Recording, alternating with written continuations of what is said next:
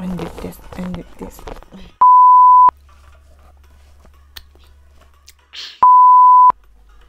Ça va me laisser. On y va. Hello tout le monde. Bienvenue sur ma chaîne. Ici Manouchka 237. Tu connais. Tu me connais pas, je te connais pas. C'est pas grave. On aura le temps de se connaître. Je vais te poster 2, 3, 4 vidéos qui sont pour toi de juger le maçon au pied du mur. Si mon comportement t'intéresse, tu t'abonnes, tu likes, tu partages, tu me laisses un commentaire, des remarques, des critiques. Et si mon comportement ne t'intéresse pas, tu me le dis quand même aussi. Un jour, ça va t'intéresser. Fais-moi confiance. Observe seulement la scène. Voilà. La présentation, je vais la faire après. Là, il n'y a pas le temps, J'ai trop bavardé, je bavard trop. Générique. My lady, your body is unnecessary. My lady, your body is unnecessary. Alors, bienvenue les amis. Comme vous avez forcément vu dans le titre, c'est une story time. Je vais vous raconter toutes les fois où ma vessie m'a humiliée. Elle m'a affiché, comme on dit au Cameroun. Elle m'a humiliée. Elle m'a fichant. Alors, on va commencer par le commencement. Le commencement, c'est que, vous voyez les enfants là, que dans l'enfance, ils pissaient jusqu'à... Genre, vous voyez, quand les mamans allaient souvent à la rivière laver les habits là, puis leurs mains devenaient plissées comme ça. Je sais pas trop si vous avez vécu ça. Genre, moi, je pissais jusqu'à... Je me levais le matin, mon corps était comme ça, maman. Mes frères et soeurs m'abandonnaient une fois avec le matelas que pas avec Manon, pas avec. J'ai trop pissé. Ah, quand je vous dis que j'ai pissé, c'est que j'ai pissé. On peut pisser comme ça. Donc déjà de base, je suis une pisseuse. Dans la nuit, je pouvais pisser même 50 fois. Wallahi. Like, j'étais une pisseuse. En bref, non. Il n'y a pas de mots. Donc, je fais partie de ces enfants qui ont arrêté de pisser très tard. Quand j'ai commencé à être une femme, quand ça a commencé vraiment à me faire honte. Parce que dans l'enfance, ça ne te fait pas honte en fait. Tu vois, c'est normal. On se dit qu'à un moment donné, ça va s'arrêter. Et à un moment donné, ça s'est arrêté. C'était maintenant de temps en temps. Mais même à un moment donné, ça s'est arrêté complètement. Et aussi, je fais partie des gens que quand ils veulent pisser, ils font les pieds comme ça. Comme moi, je ne pouvais jamais sortir de la maison avec un pantalon sec et rentrer avec le pantalon sec. Je ne sors jamais de la maison avec la tenue sec et je rentre avec sec. Il fallait toujours que ce soit mouillé. J'avais toujours un pull pour attacher. Je devais toujours sentir les urines. Il fallait que je tourne comme ça. Il fallait que je parte à la douche. Je lave. Parce que ma vessie ne contenait pas beaucoup en fait. Beaucoup. Je ne pouvais pas supporter beaucoup les urines. Et si je te dis que j'ai envie d'uriner, tu ne me laisses pas sortir. Je verse ça là devant toi. Tu confirmes. Quand j'ai envie d'uriner et que mon cerveau a déjà détecté un endroit où je vais uriner, il renvoie l'information à ma vessie. C'est en mode alpha 1, j'ai détecté un endroit à 15 mètres où la cible peut uriner. Alpha 2 qui est ma vessie, bête comme elle est, bête comme elle a dit 15 mètres. À partir de 5 mètres, elle commence. En fait, j'ai un problème de vessie. Ma vessie, elle est petite. C'est en grandissant que je suis allée à l'hôpital, on m'a dit ça. Genre, ma vessie ne peut pas contenir beaucoup. Je ne peux pas supporter beaucoup les urines. J'ai regardé beaucoup les urines.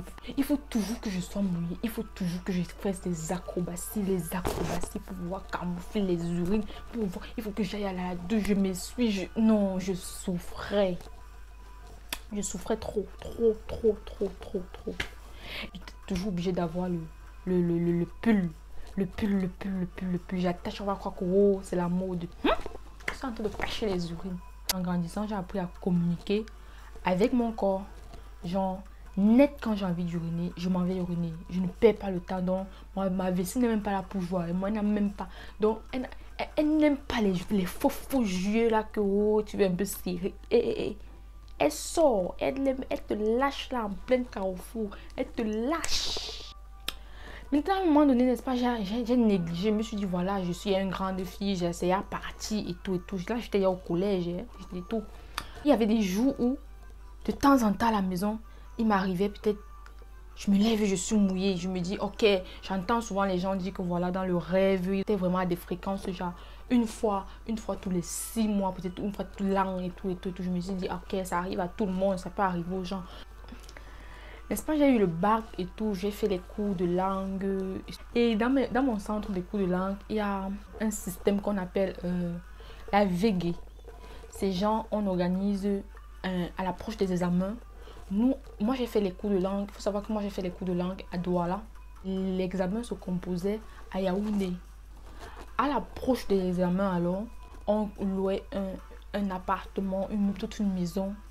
Et on y restait peut-être 1 semaine ou 2 semaines avant l'examen. Genre, on ne faisait que la langue, on étudiait entre nous, on dormait, genre, pendant 2 semaines avant, on se préparait vraiment sur les préparations, vraiment, genre, tu fais uniquement la langue.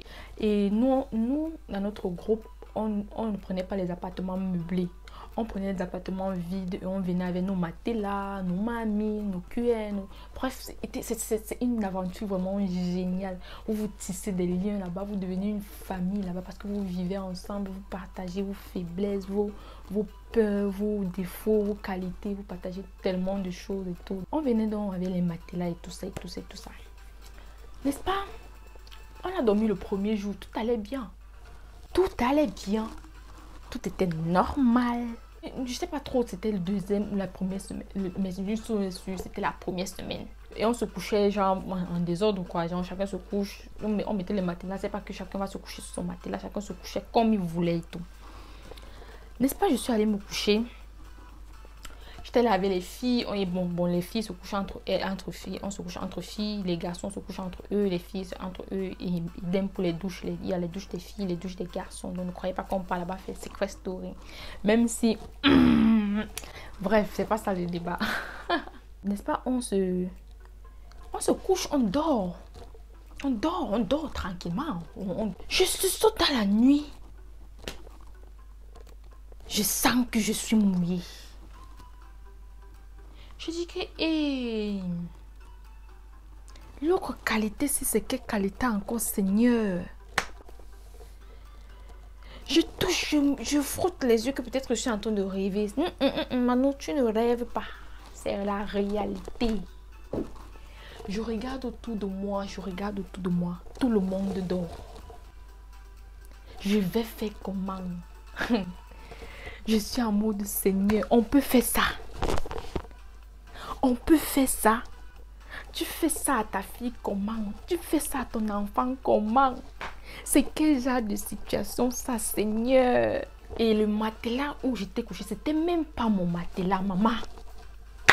Ni mon drap, ni rien. Je vais... N'est-ce pas, je me lève vite. Je m'en vais quand même me laver parce que là, je suis mal à l'aise.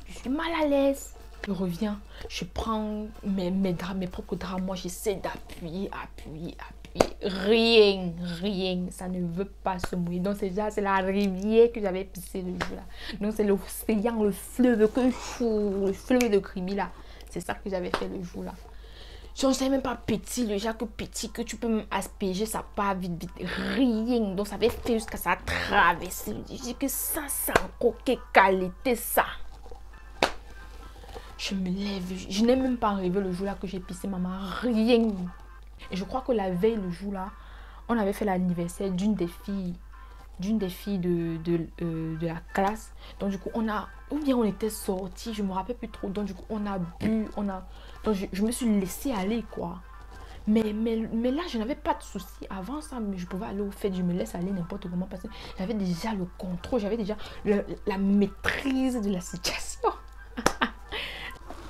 Maman,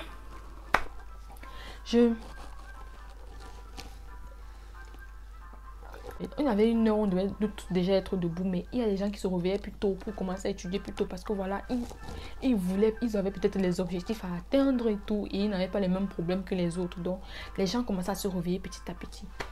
Je me suis couchée là, je me dit que hey, je sors quelle carte ici là maintenant. J'ai fait semblant comme si je me sentais pas bien. Les gens se sont levés et tout. Dès que tout le monde est se levé, parce qu'on a un programme en fait.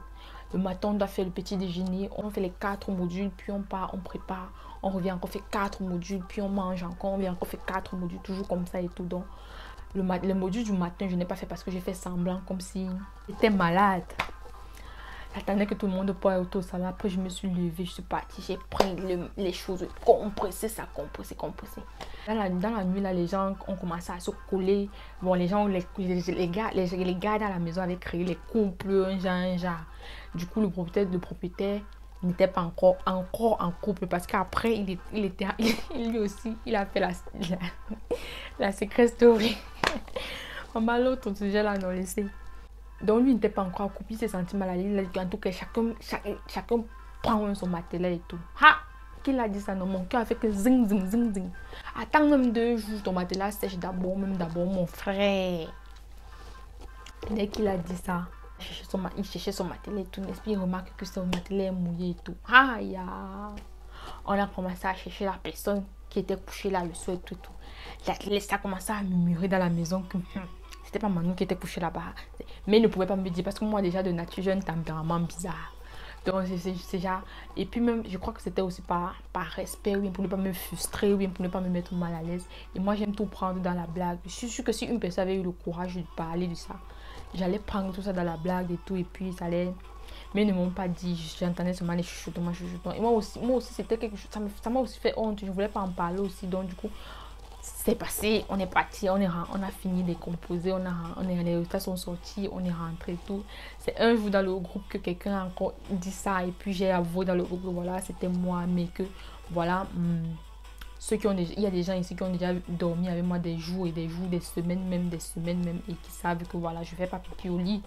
Donc ça m'est arrivé une fois comme ça. Bref, je leur ai expliqué en gros ce que je viens de vous expliquer. Ça, c'était la première fois que ma vessie m'a humiliée. On parle comme ça des affaires de 2017. Ça ne m'est plus jamais arrivé. Non, de 2016 même. Hein. Oui, 2016. Ça ne m'est plus jamais arrivé. En 2019, oui. J'étais déjà en Allemagne parce que je suis arrivée en Allemagne en 2018. Je vis avec mon gars le temps parce qu'on avait décidé que voilà, je ne vais pas fréquenter dans la même ville que lui parce que, gars, quand on est ensemble, on joue trop. On ne peut pas se concentrer. Tout allait bien, tout allait bien. Je suis avec mon gars un jour. Maman, pas le pointeur, pas le mou, ton gars, le bébé.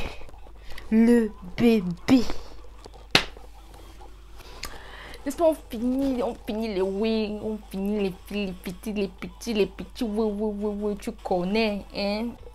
N'est-ce pas, on dort? Ha!